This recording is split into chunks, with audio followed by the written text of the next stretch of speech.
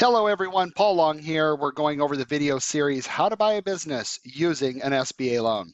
And in this video, we're going to talk about what can't be financed with an SBA 7A loan, or any SBA loan for that matter. Certain types of businesses are not eligible for SBA financing. If you are a nonprofit, unfortunately, we are unable to help. If you are engaged in lending, such as pawn shops, that is an issue.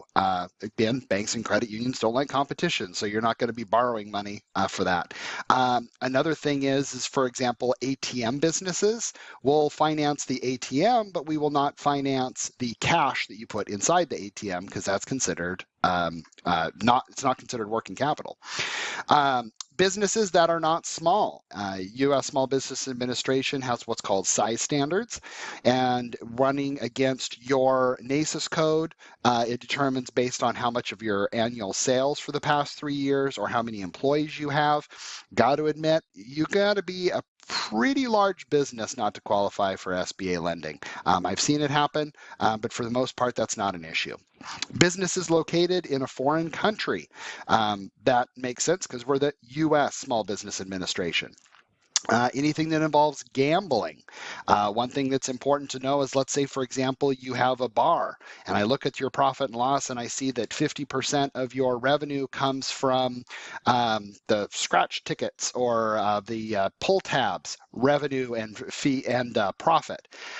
That's ineligible for an SBA loan.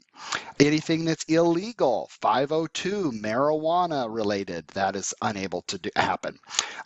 Renting landlord, what they know as passive investments. SBA loans are not meant for landlord and passive investments. Political lobbying, that is unacceptable. Anything sexual in nature is out. Pyramid sales plan, also known as a multi-level marketing, those are out. Franchise licensee, dealer, jobber that is not approved by the SBA. If you are looking at doing any sort of franchise, obviously talk with your SBA lender and make sure that they are on the approved franchise list.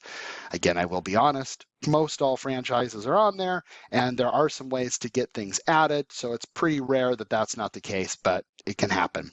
Franchise developers, you have a business and you need funds in order to franchise your business. You are ineligible for SBA financing. Now, some of the things that funds cannot be used for. Payments to loan principals, to guarantors, in any way is completely disqualifying.